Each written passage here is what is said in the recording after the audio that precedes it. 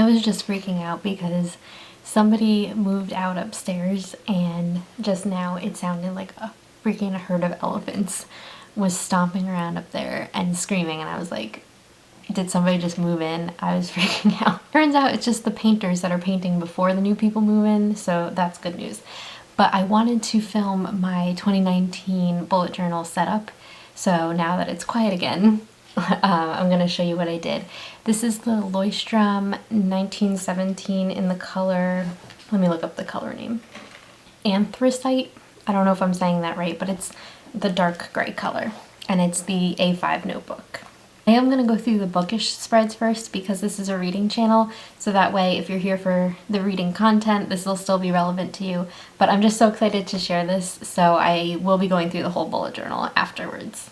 And yeah, let's get started. The first spread that I wanted to show you is for my book club, and I basically just drew a bunch of Polaroids, and then in each one I'm going to draw the cover of whatever book we're reading that month. So as you can see, for February we're reading Dark Matter. Very excited to read this book.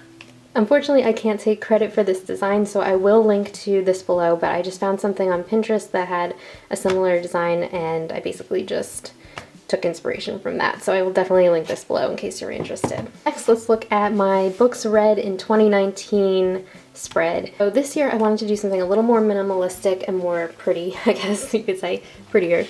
But this is my spread from last year. So what I had done is more of a list, and then I had it color-coded on the side, and each of these colors represented a different month.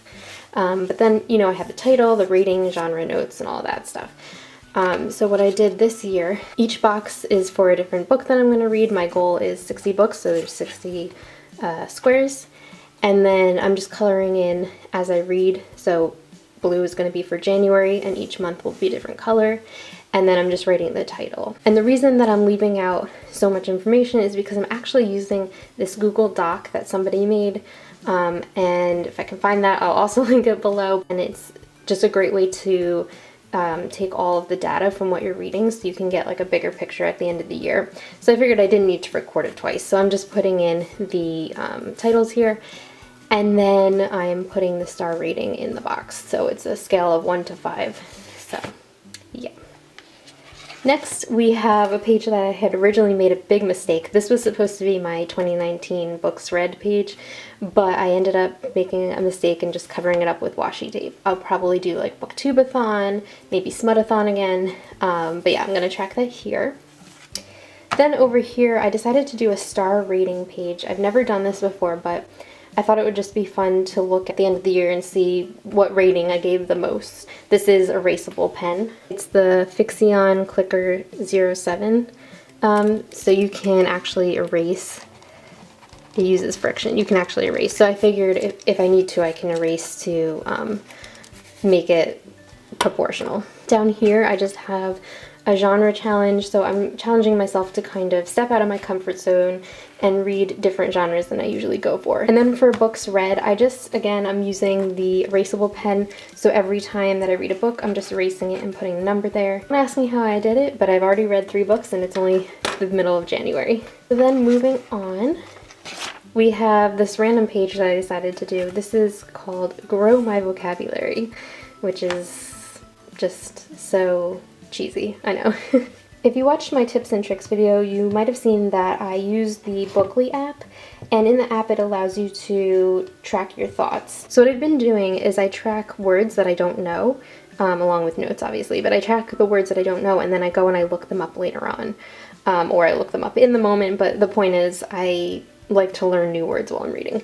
I decided that it would be fun to put that in my bullet journal. My idea for this, and as you can see with Duolingo also, is that I will constantly see these words as I'm adding new ones, and it'll just reinforce it in my mind. That's it for the bookish spread, so now we're going to get into the rest of my bullet journal. So in the front pages, the first thing that I did was this calendar page. You'll see on the side here I did the week number on the side in teal, and that's going to correspond to a few of the spreads that I have in the back of the journal. Then I did a really weird future log. I don't know if I would recommend this, but essentially it's just a bunch of calendars, and yeah, there's that. Next we have my 2019 memory wheel, and I will insert a picture of what I did last year. I've been doing this for about 5 years now, or however long I've been bullet journaling. If you're interested in learning more, you can go to my Instagram page and take a look at that picture. Last year what I did is on the side of every monthly spread I put these categories: listening to, watching, reading, loving, doing, feeling. And this was something that I had seen in the Happy Planner when I was using that. So I decided to kind of bring this over but do it a little differently for 2019. This is what I came up with. It's basically all just on one spread. I'm just going to put one thing each month, and you know, so whatever, like if I drink a lot of a specific type of coffee, or I discovered a new show that I love that I was binging. I don't really know what the point of this is, but it just makes me happy, so that's why I'm doing it. Next few spreads I would categorize as financial, so I have one for each month. I use this app called Expenses, and you essentially just type in what you're spending. So let's say we spend $8 today, and then you would hit whatever category, and you can customize these. And then it'll give you a monthly pie chart, and it can also give you your year and all of that. And it shows you the categories and everything. So I decided that to kind of reinforce that, I would put in everything in my bullet journal. I have colors for each of the categories, and then I have a column that says, do you need this? So far you can see I bought 3 things that I did not need, and kind of seeing that just helps reinforce, like, just stop spending on stupid things. Then over here, I just traced a coaster, but nothing fancy. I'm going to essentially just copy the pie chart at the end of the month. And then if we go to my yearly spread for this, so these are all the color categories. I tried to match them up to the app, but I think it changes the color depending on how many items you have in there, so they might not match 100%. But then here I'm also going to do the yearly pie chart, and I'll put the breakdown below. But I think it would just be great to look at and great to keep track of as I go. So I will definitely report in mid-year if I'm enjoying this or if I think it's pointless. I definitely wanted to keep doing a monthly spread, but this year I got a little bit resourceful. This is actually from the medicine that I take. They send me like this calendar every year so you can track your injections, but I actually don't use it because I use my bullet journal. So I just cut it out, and I'm gonna paste each month in here, and it's just quicker than having to draw anything, because as you saw, the calendars I did in the front were just a hot mess. So I figured it would be easier just to do this every month. Now I wanted to do something different for my weekly spreads. In the past I did something more intricate, and I also took up 2 pages, and it was more of like a daily spread. But this year I decided I wanted to keep it simple, because this might be a little controversial, but I prefer to do more of like the tracking spreads, and I like to do more like the fun spreads. I don't always have a lot going on every single day, so I don't need a huge amount of space for my dailies. So I thought this would be a great way to have everything on one page, and it would give me more pages to do the fun spreads that I want to do. I just have every day of the week up here, and I put the date above it. And then I have a column for tasks. On Saturday, I'm having a big cousins dinner with all of my cousins. So I just put a little box here, and that just lets me know that's happening on Saturday. And then I put colors going down so that it's easier to see each day, because I did try to do it going across and it didn't work as well. And then I put a little bubble here because this is just to show me that it's an event. I don't know what else I might put in this column. So I wanted to cover up my personal stuff, but I wanted to show you here. So this third thing right here is for the task of walking 40 minutes every day. I did it on Monday, and then I'm trying to do it Friday, Saturday, Sunday. And then I just use the regular bullet journal method where I shade it in if I've done it, halfway if I've started it. I do the little arrows. Here, I can do this because it's erasable. I can do like the little arrow if I want to move it to the next day. And like I said, like when there's a task that you want to do multiple times a week, it's just so much easier to just pop a bunch of boxes in there. I sort of came up with this on my own, but then I did see a video a few days later of somebody doing something similar. So I think this is actually like a method that somebody came up with, and I don't know if they patented it, but I will definitely look for that video and link it below because I think this is like a thing already. Also, I'm not sure if that's the correct punctuation. Please don't hate me. Let's get into the back pages now. So I have this anxiety tracker, and my idea for this is that if I write it down while I'm in the middle of it, maybe it'll calm me down a little bit. So I have date, time, cause, and then I have a column for why everything will be okay, because I know that no matter what, everything is going to work out somehow. And I think writing that down will help remind me of that. In this box here is, I don't really know what you would call this. Is it a poem? Is it a mantra? But it's something that my therapist had gave me when I was going to therapy. It's by Jack Kornfield. Again, if I can find this, I'll link it below.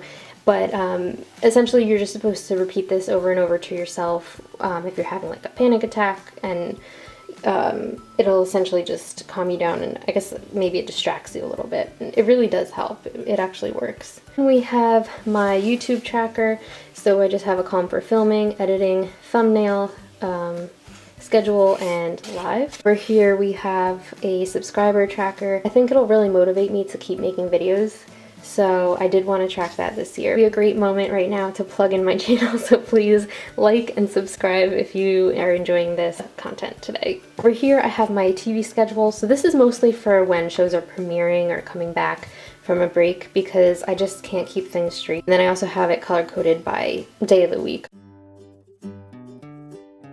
Then over here we have my to watch page and my watched page. Now we're getting into the health spreads. So this is my step tracker. We have the weeks along the bottom, and then along the side I have up to 60,000 steps. I don't even know, I put a plus, but I don't think I'll ever reach over 60,000 unless I'm like running a marathon.